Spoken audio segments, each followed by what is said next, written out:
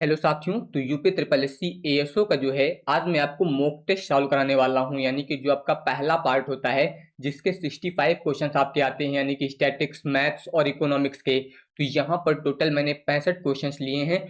तो इनकी प्रैक्टिस आज मैं आपको कराने वाला हूं और आप सभी को कॉपी पेन लेकर बैठना है। किस तरीके से आज आपको यहाँ पर इस पेपर को सॉल्व करना है ये पूरा मैं डिटेल में बताऊंगा। उसके हिसाब से आपको लास्ट में फिर जो है अंदाजा लगाना है कि कितने नंबर के क्वेश्चन आपके सही हुए हैं।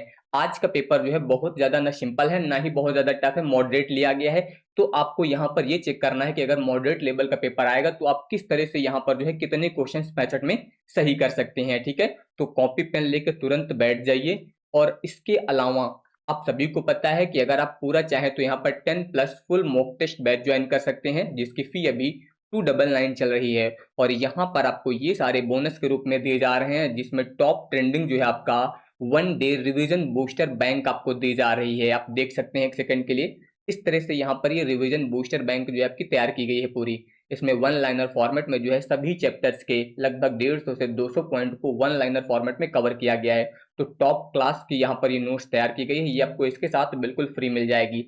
साथ ही साथ आपको 2500 एमसीक्यू मिल जाएंगे, स्टैटिक्स की शॉर्ट नोट्स, फॉर्मूला नोट्स, ये सब कुछ मिल जाएगा। इसके लिए आपको एलवी क्लासेस ऐप जो है वो गूगल प्ले स्टोर से डाउनलोड कर लेना है और गवर्नमेंट एग्जाम कोर्स वाले ऑप्शन से जाकर आप बाई कर सकते हैं। ठीक है, तो ये ध्यान रखिएगा सभी लोग। तो यहाँ पर ध्यान दीजिए, सबसे पहले देखिए आपको करना क्या है, आप लोग कॉपी पेन लेके बैठ जाइए और सीधे जैसे ही पहला क्वेश्चन आ गया, अब आपको अपने पेज पे सीधे 1 नंबर डाल देना है और आपको यहाँ पर देख लेना है कि इसमें से कौन सा विकल्प सही है। जो भी आपको सही लगे, मान लीजिए यहाँ पर आपका पहला विकल्प सही लग रहा है तो आप पहला विकल्प टिक कर दीजिए, यानी कि ए लिख दीजिए। उसके बाद जब मैं इसको बताऊंगा कि कौन सा विकल्प सही है, अगर आपने जो लिखा था वो सही है तो उसके आगे टिक लगा दीजिएगा सही का। अगर मान लीजिए वो ऑप्शन आपने जो टिक किया था, मान लीजिए आपने बी लगा दिया, मैंने ए बताया, तो उसको क्या करेंगे, गलत कर देंगे। इस तरह से लास्ट तक टोटल आपको जो है यहाँ पर 1 से लेकर 65 तक जितने भी क्वेश्चन है सारे नंबर वाइज लिखते जाने हैं और उसमें सही और गलत का निशान लगाते जाना है। फिर लास्ट में आपको चेक करना है कि 65 में कितने क्वेश्चन आपने सही किए हैं और कितने क्वेश्चन आपने गलत किए हैं। तो इससे एक अंदाजा लग जाएगा कि किस टाइप से आपकी तैयारी अभी हुई है और कौन सा पोर्शन आपका कमजोर है। ठीक है, तो देखिए यहाँ पर जो पहला क्वेश्चन है, कह रहा है कि सांख्यिकी को गणना का विज्ञान जो है के रूप में किसने परिभाषित किया है। तो ये मैंने कई बार आपको बताया है कि गणना का विज्ञान हो गया या फिर माध्य का विज्ञान यानी कि एवरेज का विज्ञान बोला जाए, तो वो किसने परिभाषा दी है, तो वो परिभाषा दी है एएल बाउले ने। ये याद रखिएगा, सांख्यिकी को गणना का विज्ञान, इसके अलावा माध्यों का विज्ञान किसने बोला है, तो वो एएल बाउले ने बोला है।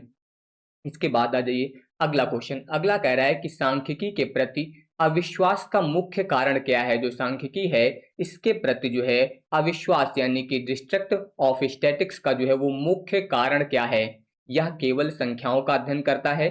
सांख्यिकी उपकरण दोष उपकरण है। यहाँ पर क्या बताया गया कि सांख्यिकी उपकरण जो है दोषपूर्ण है। ये एक प्रकार से इनकी सीमाएं हैं बोल सकते हैं। और कह रहा है कि उपयोगकर्ता द्वारा इसका जानबूझकर दुरुपयोग या गलत व्याख्या, ये जो है यहाँ पर सांख्यिकी के प्रति अविश्वास का मुख्य कारण है। ये आप लोग याद रखेगा। बाकी जो संख्याओं का अध्ययन करना बताया गया, ये एक प्रकार से इसकी सीमा है। ठीक है, इसके बाद आ जाइए अगला कह रहा है कि किसी अन्वेषक द्वारा पहली बार किसी विशिष्ट उद्देश्य के लिए मूल रूप से एकत्र किए गए आंकड़ों का जो है, आंकड़ों को क्या कहा जाता है। तो आप सभी को पता है, जो भी डेटा अन्वेषक द्वारा पहली बार एकत्र किया जाता है उसे हम लोग प्राथमिक डेटा बोलते हैं। क्या बोलते हैं, प्राथमिक डेटा यानी कि प्राइमरी आंकड़े बोलते हैं। ठीक है, और अगर कोई डेटा पहले से उपलब्ध होता है, ठीक है, कोई प्रकाशित स्रोत होता है, तो उन्हें बोला जाता है द्वितीयक आंकड़े यानी कि सेकेंडरी डेटा बोला जाता है। अगला यहाँ पर कह रहा है कि निम्नलिखित में से कौन सी प्रतिदर्श तकनीक यानी कि सैंपलिंग टेक्निक जो है वो संभाव्यता प्रतिचयन यानी कि प्रोबेबिलिटी सैंपलिंग का प्रकार नहीं है। तो आप सभी को पता है, एक आपका सैंपलिंग होती है, एक नॉन सैंपलिंग टेक्निक होती है। तो सैंपलिंग टेक्निक के अंतर्गत कौन कौन सा आता है, एक तो आपका आता है सरल यादृच्छिक प्रतिचयन यानी कि सिंपल रैंडम सैंपलिंग आता है।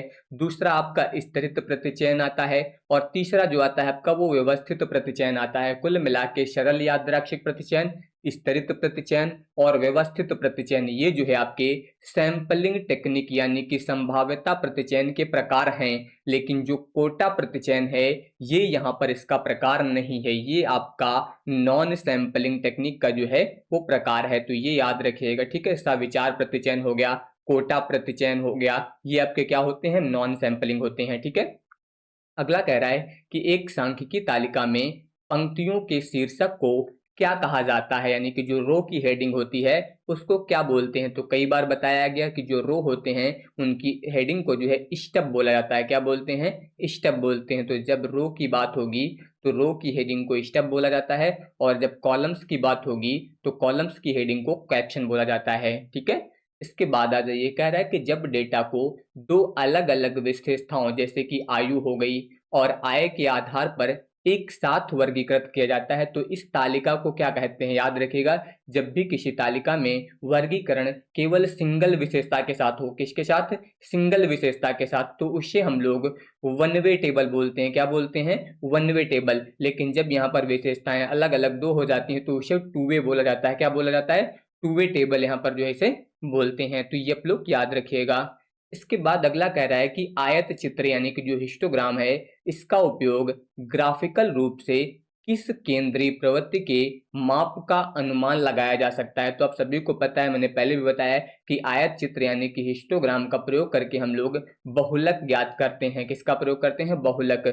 जो यहाँ पर इसके उच्चतम शीर्ष होते हैं उनको मिलाकर जो है यहाँ पर बहुलक ज्ञात किया जाता है। ठीक है, ये आप लोग याद रखिएगा। इसके बाद कह रहा है कि यदि 10 अवलोकनों का अंक गणितीय माध्य यानी कि यहाँ पर आपको अर्थमेटिक मीन दिया गया 50, तो प्रत्येक अवलोकन में यदि 5 जोड़ा जाए तो नया माध्य क्या होगा। तो याद रखिएगा, यहाँ पर जो समांतर माध्य होता है ये आपका मूल बिंदु में परिवर्तन यानी कि प्लस माइनस से भी प्रभावित होता है, और पैमाने में परिवर्तन यानी कि गुणे और भाग से भी प्रभावित होता है। तो यहाँ पर जो है प्रत्येक में 5 जोड़ा गया है, तो अगर प्रत्येक संख्या में 5 जोड़ा जाएगा तो यहाँ पर जो नया समांतर माध्य होगा इसमें भी आपको 5 जोड़ना पड़ेगा। तो ये कितना बन जाएगा? फिर यहाँ पर जो है 55 आ जाएगा। तो यहाँ पर जो है जो नया माध्य आ जाएगा वो 55 आ जाएगा। ठीक है। इसके बाद आ जाइए, अगला कह रहा है कि किसी भी असतत डेटा के लिए जो है माध्य यानी कि जो एम है, जीएम है और जो हार्मोनिक माध्य है इसके बीच क्या संबंध होता है। तो आप सभी को मैंने बताया है, जब भी सतत डेटा की बात हो, किसकी बात हो? सतत यानी कि सिमेट्रिक। तो जब भी समान यहाँ पर डेटा की बात होगी तो समान डेटा के लिए आपका एम जो होता है वो जीएम के बराबर और जीएम जो होता है वो एचएम के बराबर होता है। लेकिन जब भी यहाँ पर किसकी बात होगी? असतत की बात होगी, तो असतत में हमेशा एम जीएम से बड़ा होता है और जीएम जो है आपका वो एचएम से बड़ा होता है। ठीक है, तो ये कंडीशन आप लोग याद रखिएगा। इसके बाद आ जाइए, अगला कह रहा है कि प्रकीर्णन यानी कि डिस्पर्शन का कौन सा माप जो है वो चरम मानों से सबसे कम प्रभावित होता है। तो मैंने आप सभी को पहले भी बताया चरम मानों से सबसे कम कौन प्रभावित होता है। तो यहाँ पर वैसे तो अगर उसकी बात की जाए, किसकी? यहाँ पर प्रकीर्णन की बात हुई है, लेकिन अगर केंद्रीय प्रवृत्ति की बात होती तो केंद्रीय प्रवृत्ति में जो सबसे कम प्रभावित होता है, जब सेंट्रल टेंडेंसी की बात होगी तो सेंट्रल टेंडेंसी में कौन सा होता है आपका? एक तो आपका बहुलक होता है और बहुलक के अलावा एक आपका माध्यिका होता है। तो यहाँ पर सेंट्रल टेंडेंसी में बहुलक और माध्यिका जो है ये चरम मानों से सबसे कम प्रभावित होते हैं और जो माध्य होता है वो सर्वाधिक प्रभावित होता है। लेकिन जब प्रकीर्णन डिस्पर्शन की बात होगी तो यहाँ पर जो है आपका चतुर्थांश विचलन यानी कि जो क्वार्टाइल डेविएशन होता है ये आपका जो है चरम मानों से सबसे कम प्रभावित होता है, आपका चतुर्थांश विचलन। अगला कह रहा है कि यदि किसी डेटा सेट का प्रसरण 144 है तो उनका मानक विचलन क्या होगा। देखिए, जब एग्जाम में क्वेश्चन आएगा तो हो सकता है ये अंक बदले हुए मिले। ठीक है, बाकी क्वेश्चन के टाइप इसी तरह से होंगे। तो आप सभी को मैंने पहले भी बताया है कि जो वेरिएंस होता है ये आपके मानक विचलन का वर्ग होता है, यानी कि अगर आप यहाँ से मानक विचलन निकालेंगे तो ये स्क्वायर हटेगा तो इधर क्या लग जाएगा? रूट लग जाएगा। कुल मिला के 144 का रूट निकाल लेना है और 144 का रूट कितना आ जाएगा? 12 आ जाएगा। तो ये पहला विकल्प यहाँ पर सही हो जाएगा। इसके बाद आ जाइए, अगला ध्यान दीजिए, कह रहा है कि एक सामान्य सममित बंटन में विषमता का मान क्या होता है। तो जब भी सामान्य सममित बंटन होगा तो सामान्य सममित बंटन में विषमता का मान जो है हमेशा शून्य होता है। कितना होता है? शून्य होता है, ये आप लोग याद रखिएगा। अगला कह रहा है कार्ल पियर्सन का विषमता गुणांक जो है वो किन मापों पर आधारित होता है। तो कार्ल पियर्सन का विषमता गुणांक जो होता है आपका वो समांतर माध्य, इसके अलावा जो है आपके बहुलक यानी कि z और स्टैंडर्ड डेविएशन यानी कि मानक विचलन पर जो है वो आधारित होता है। तो ये आप लोग याद रखिएगा, फार्मूला क्या होता है आपका, यहाँ पर माध्य माइनस बहुलक बटे मानक विचलन होता है। तो कुल मिला के ये माध्य बहुलक और मानक विचलन पर जो है वो आधारित होता है। फार्मूला तो आपसे पूछा नहीं गया, बस केवल इतना पूछा गया किस पर आधारित होता है। तो जब आपको फार्मूला याद रहेगा तभी आप बता पाएंगे कि किन पर ये आधारित होता है। अगला कह रहा है कि कुर्टोसिस के माप बीटा 2 का जो है मान एक मेसोकर्टिक वक्र के लिए कितना होता है। तो ये अब सभी को रट गया होगा, अब तक कई बार मैंने बताया है कि जब भी मेसोकर्टिक की बात होगी तो यहाँ पर जो बीटा 2 की वैल्यू होगी वो हमेशा 3 के बराबर होगी। किसके बराबर होगी, 3 के बराबर होगी। किसमें, मेसोकर्टिक में। अगर यही लेप्टोकर्टिक होता तो वहां पर 3 से अधिक हो जाता, प्लेटोकर्टिक होता तो मान 3 से कम हो जाता। ठीक है, इसके बाद आ जाइए, अगला कह रहा है कि विचरण गुणांक की गणना का सूत्र। तो विचरण गुणांक यहाँ पर बात हो रही है, कोफिशिएंट ऑफ वेरिएंस की बात हो रही है। इसका फॉर्मूला होता है सिग्मा बटे एक्स बार गुणे 100, ये फॉर्मूला होता है। तो यहाँ पर ध्यान दीजिए, विकल्प नंबर बी में दिया गया है सिग्मा भागे एक्स बार और गुणे में दिया गया है 100। तो ये आपका विचरण गुणांक जो है फॉर्मूला हो जाएगा। अगला कह रहा है कि दो या दो से अधिक समूहों की स्थिरता की तुलना करने के लिए सबसे उपयुक्त सांख्यिकी माप कौन सी है। तो जब भी स्थिरता की तुलना की बात होगी, कंसिस्टेंसी की बात होगी, तो वहां पर जो है कोफिशिएंट ऑफ वेरिएंस का यूज किया जाएगा, यानी कि विचरण गुणांक का प्रयोग जो है किया जाएगा। ये आप लोग याद रखिएगा। इसके बाद देखिए, कह रहा है कि फिशर के आदर्श सूचकांक को आदर्श क्यों माना जाता है। जो फिशर का सूचकांक है ये आदर्श क्यों माना जाता है। तो आप सभी को पता होगा कि ये जो है टाइम रिवर्सल टेस्ट और इसके अलावा फैक्टर रिवर्सल टेस्ट, इन दोनों को संतुष्ट करता है। यहाँ पर इन दोनों को जो है संतुष्ट करता है, इसीलिए इसे जो है आदर्श माना जाता है। तो वही ध्यान दीजिए, यहाँ पर बताया गया है कि यह समय उत्क्रम्यता और तत्व उत्क्रम्यता परीक्षण दोनों को संतुष्ट करता है। ठीक है, इसीलिए इसे यहाँ पर जो है वो आदर्श माना जाता है।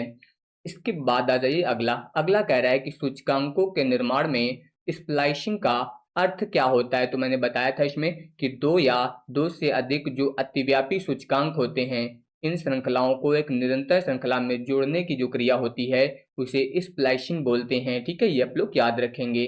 अगला कह रहा है कि वास्तविक मजदूरी यानी कि रियल वेजेस का फॉर्मूला क्या होता है। तो यहाँ पर आप सभी को पता है कि वास्तविक मजदूरी बराबर होता क्या है आपका, मनी वेजेस, यहाँ पर हो जाएगा मनी वेज और बटे में हो जाएगा कंज्यूमर प्राइस इंडेक्स और गुणे में हो जाएगा 100, यानी कि मौद्रिक मजदूरी बटे में हो जाएगा उपभोक्ता मूल्य सूचकांक गुणे 100। ये यहाँ पर इसका फॉर्मूला हो जाएगा। अगला कह रहा है कि सहसंबंध गुणांक की सीमा क्या होती है। तो सहसंबंध गुणांक की जो सीमा होती है वो -1 से +1 होती है। कितनी होती है, -1 से +1 होती है। इसका मतलब विकल्प नंबर सी आपका सही हो जाएगा। अगला कह रहा है कि यदि दो चर पूर्णतः स्वतंत्र हैं तो उनके बीच सहसंबंध गुणांक यानी कि आर का मान क्या होगा। आप सभी को पता है कि जब भी दो चर पूरी तरह से स्वतंत्र होते हैं तो उनके बीच सहसंबंध गुणांक जो होता है वो आपका 0 होता है। क्या होता है, 0 होता है।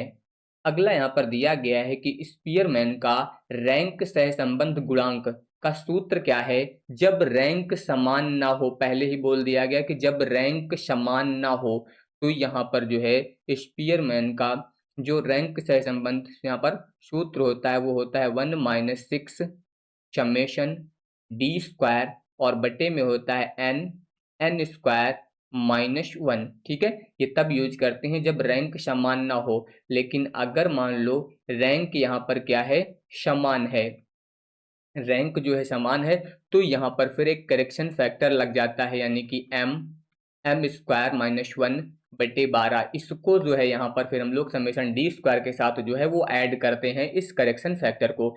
एम यहाँ पर जो है रैंक समान वाले पदों की संख्या हो जाएगी। ठीक है, इसके बाद आ जाइए, दो प्रतिगमन रेखाओं के प्रतिच्छेद बिंदु के निर्देशांक क्या होते हैं। ये तो रट गया होगा सभी को। प्रतिगमन रेखाएं जो होती हैं इनका जो प्रतिच्छेद बिंदु होता है वो एक्स बार वाई बार होता है। तो इसका विकल्प नंबर बी यहाँ पर जो है सही हो जाएगा। अगला कह रहा है कि यदि प्रतिगमन गुणांक जो है इतना है और एक इतना है तो सहसंबंध गुणांक आप सभी को पता है आर बराबर क्या होता है, अंडर रूट, यहाँ पर जो है आपका हो जाएगा बी वाई एक्स और इंटू में हो जाएगा बी एक्स वाई, ये फॉर्मूला होता है। तो अंडर रूट मान रख दीजिए 0.8 और इनटू में हो जाएगा 0.2, दोनों का गुणा कर देंगे तो 0.16 आ जाएगा और इसका वर्गमूल निकालेंगे तो 0.4 आ जाएगा, यानी कि विकल्प नंबर बी आपका सही हो जाएगा। इसके बाद अगला कह रहा है कि प्रारंभिक समुच्चय सिद्धांत में डी मॉर्गन का नियम कौन सा है। तो याद रखिएगा डी मॉर्गन के दो नियम हैं। एक नियम होता है आपका ए यूनियन बी का जो है परिवर्तमान यानी कि डैश बराबर होता है आपका ए डैश इंटरसेक्शन बी डैश, और दूसरा होता है ए इंटरसेक्शन बी का फुल डैश बराबर ए डैश यूनियन बी डैश। तो ये दो जो है यहाँ पर डी मॉर्गन के नियम होते हैं, यानी कि इसमें जो पहला और दूसरा दिया गया ये दोनों सही हो जाएंगे। तो कुल मिला के यहाँ पर विकल्प नंबर सी जो है आपका सही माना जाएगा। अगला कह रहा है कि लघुगणक का कौन सा गुण जो है वो सही है। यहाँ पर जो आपसे पूछ रहा है कि लघुगणक का जो है वो कौन सा गुण जो है वो सही है। तो आप सभी को पता होगा कि log a इंटू बी बराबर होता है log a प्लस बी, ये सही होगा। ठीक है, log a बटे b बराबर क्या होता है log a minus log b, ये भी सही हो जाएगा। तो log a की पावर अगर n है तो पावर वाली संख्या आगे गुणे में आ जाएगी, तो ये भी सही हो जाएगा। तो कुल मिला के इसका विकल्प नंबर डी जो दिया गया है उपरोक्त सभी ये आपका यहाँ पर सही हो जाएगा। अगला कह रहा है कि वृत्त का मानक समीकरण क्या होता है जिसका केंद्र आपको दिया गया है। तो सूत्र होता है x माइनस एच का whole square plus y minus k का होल स्क्वायर बराबर आर स्क्वायर। ठीक है, अगर आपका जो केंद्र है वो क्या है, मूल बिंदु पर है, केंद्र यहाँ पर अगर मूल बिंदु पर है तो फिर ये फॉर्मूला होता है आपका x square plus y square बराबर आर स्क्वायर।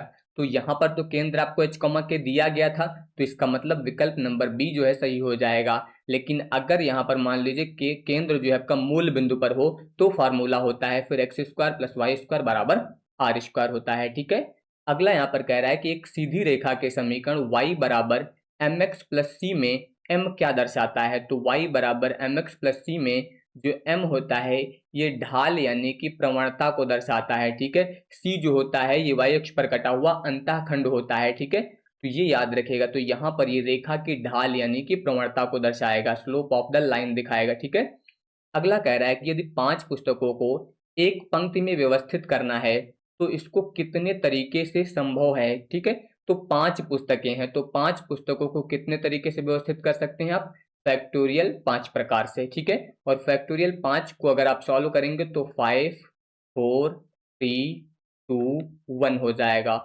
मल्टीप्लाई कर देंगे तो 120 आ जाएगा यानी कि 120 आ जाएगा। ठीक है, ये याद रखेगा, 5 को 20 60 दूना 120 हो जाएगा, ये आ जाएगा। ठीक है, 5 पुस्तकों को आप कितने तरीके से व्यवस्थित कर सकते हैं, फैक्टोरियल 5 प्रकार से व्यवस्थित कर सकते हैं।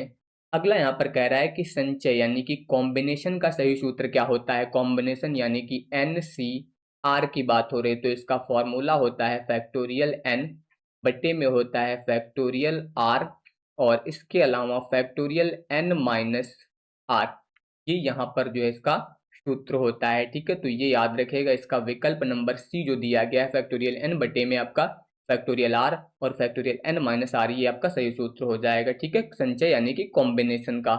इसके बाद आ जाइए, कह रहा है कि यदि a और b दो परस्पर अपवर्जी घटनाएं हैं तो p a इंटरसेक्शन b का मान क्या होगा।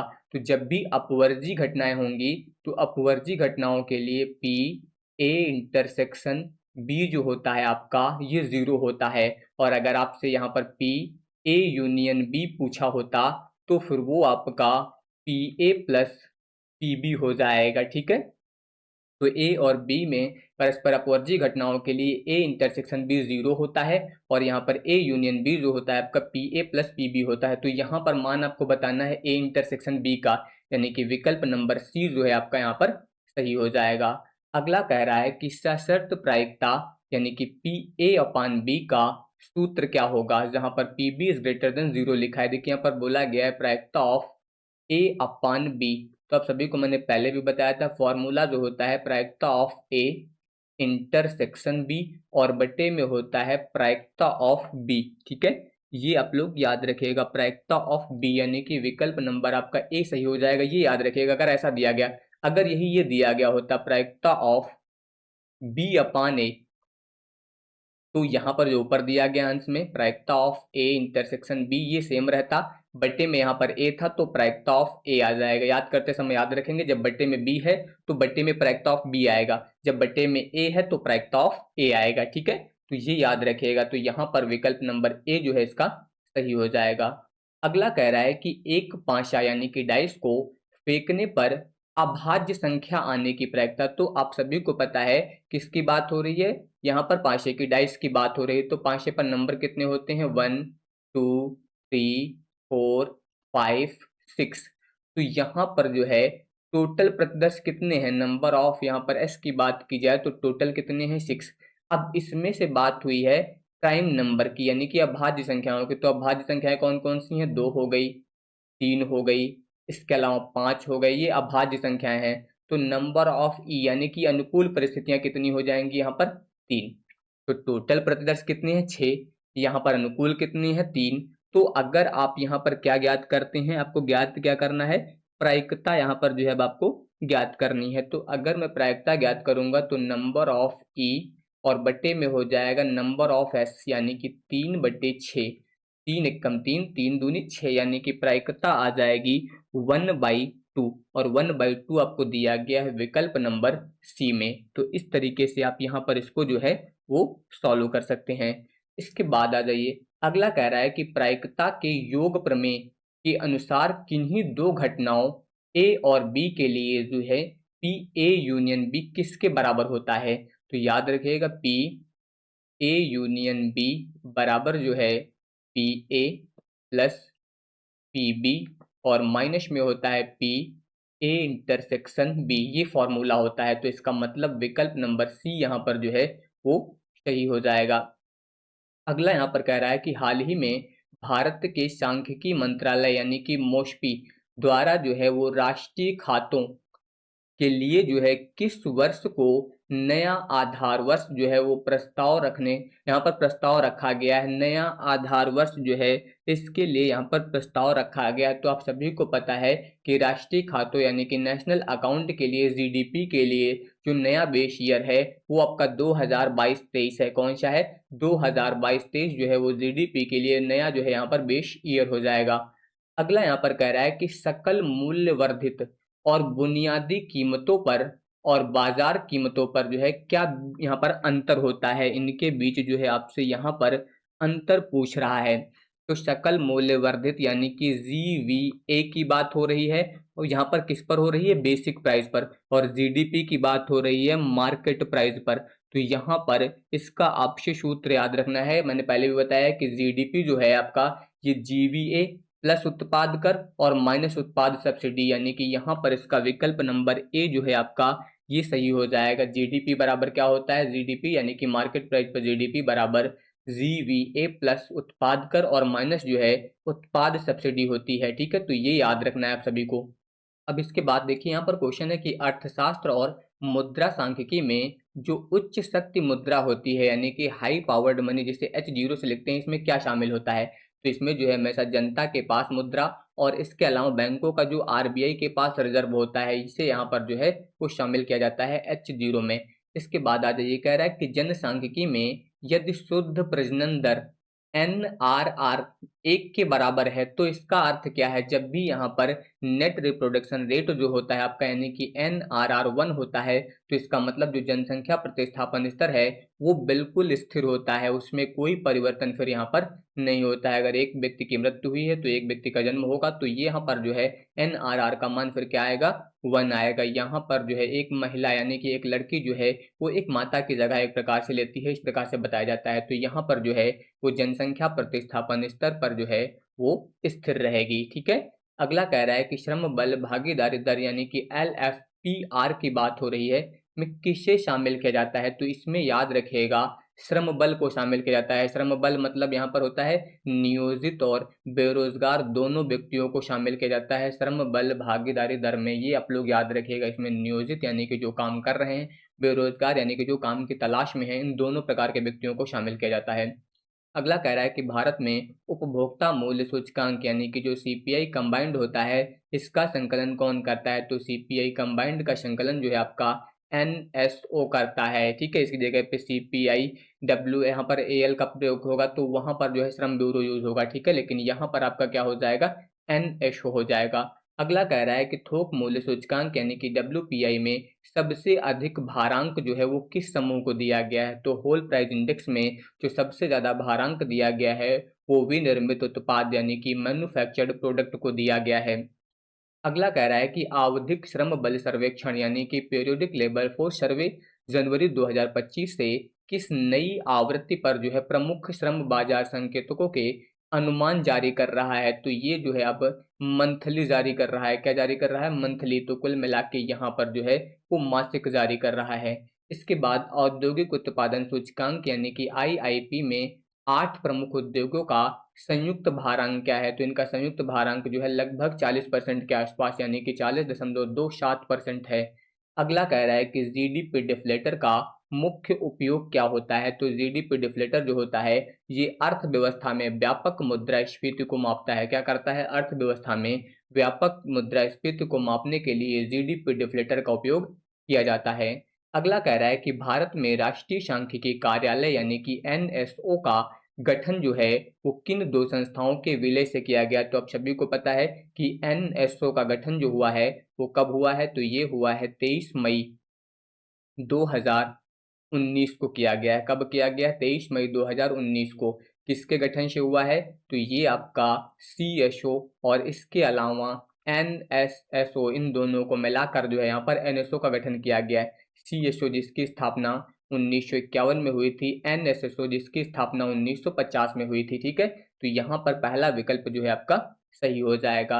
अगला कह रहा है कि उत्तर प्रदेश सरकार के अधीन जो है अर्थशास्त्र एवं सांख्यिकी विभाग यानी कि DESUP की स्थापना किस वर्ष की गई थी। तो इसकी स्थापना जो हुई थी वो 1942 में हुई थी। कब हुई थी, 1942 में जो है यहाँ पर DESUP यानी कि डायरेक्टरेट ऑफ इकोनॉमिक स्टैटिस्टिक्स जो है उत्तर प्रदेश की स्थापना की गई थी। अगला कह रहा है कि निर्भरता अनुपात और जनसंख्या के किन आयु समूहों की तुलना करता है। तो यहाँ पर निर्भरता अनुपात की बात की जाए तो इसमें जो आश्रित व्यक्ति होते हैं, आश्रित व्यक्ति का मतलब जिनकी आयु 0 से 14 वर्ष और या फिर 65 वर्ष से अधिक है, इनको शामिल किया जाता है। इनकी तुलना के लिए जो है कार्यशील यानी कि जो 15 से 64 वर्ष तक की जनसंख्या है इससे तुलना की जाती है, ठीक है। तो यहाँ पर विकल्प नंबर ए आपका सही होगा। अगला कह रहा है कि राष्ट्रीय प्रतिदय सर्वेक्षण यानी कि NSS के घरेलू उपभोक्ता व्यय सर्वेक्षण का उपयोग जो है वो मुख्य रूप से किस सूचकांक के भार को अद्यतन करने के लिए किया जाता है। तो जब भी यहाँ पर घरेलू उपभोक्ता व्यय सर्वेक्षण की बात होगी तो इसके लिए जो है CPI यानी कि कंज्यूमर प्राइस इंडेक्स का जो है उपयोग किया जाता है। अगला कह रहा है कि किसी भी घटना के ए के लिए जो है प्रायिकता की सीमा क्या होगी। तो जो प्रायिकता की सीमा होती है वो 0 से 1 होती है यानी कि यहाँ पर जो सीमा होगी वो 0 से 1 के बीच होगी। अगला यहाँ पर है कार्ल पियर्सन का जो सहसंबंध गुणांक है R है वो किन परिवर्तनों से स्वतंत्र होता है। तो सहसंबंध गुणांक मैंने पहले भी बताया है कि ये मूल बिंदु में परिवर्तन और पैमाने में परिवर्तन मतलब प्लस माइनस और इसके अलावा गुणे और भाग कुछ भी करने से जो है सहसंबंध पर कोई प्रभाव नहीं पड़ता है। तो ये इन दोनों से जो है पूरी तरह से स्वतंत्र होता है। अगला कह रहा है कि यदि एक श्रृंखला के सभी मूल्य समान हैं तो उसका मानक विचलन क्या होगा। जब भी यहाँ पर सभी मूल्य समान है मतलब x की वैल्यू जो होगी वो समांतर माध्य के बराबर हो जाएगी, क्योंकि जब सभी के मूल्य समान है तो समांतर माध्य समान आएगा। तो अगर आप यहाँ पर x माइनस एक्स बार निकालेंगे तो फिर क्या आएगा, 0 आएगा। और अगर इसका मान 0 आएगा तो मानक विचलन भी फिर क्या आएगा, 0 आएगा। यानी कि मानक विचलन का मान कितना हो जाएगा, 0 हो जाएगा। अगला कह रहा है कि खुले सिरे वाले आवृत्ति वितरण के लिए केंद्रीय प्रवृत्ति का सबसे उपयुक्त माप कौन सा होता है। तो खुले सिरे की बात हुई है। खुला सिरा जानते हैं जहां पर वर्ग अंतराल में 10 से कम दिया गया हो या फिर 20 से अधिक बोल दिया जाए, तो इस तरह से जहां पर दिया होता है उसे बोलते हैं खुले सिरे वाले अंतराल, ठीक है। तो इसके लिए जो है वो माध्यिका जो है सबसे उपयुक्त माप होती है। अगला कह रहा है कि बाइनरी संख्या प्रणाली का आधार यानी कि बेस क्या है। तो बाइनरी संख्या प्रणाली का जो आधार होता है वो 2 होता है, बाइनरी का 2 होता है। ऑक्टल का आपका 8 होता है, हेक्सा का 16 होता है, ठीक है। डेसिमल का 10 होता है, ये याद रखिएगा सभी का।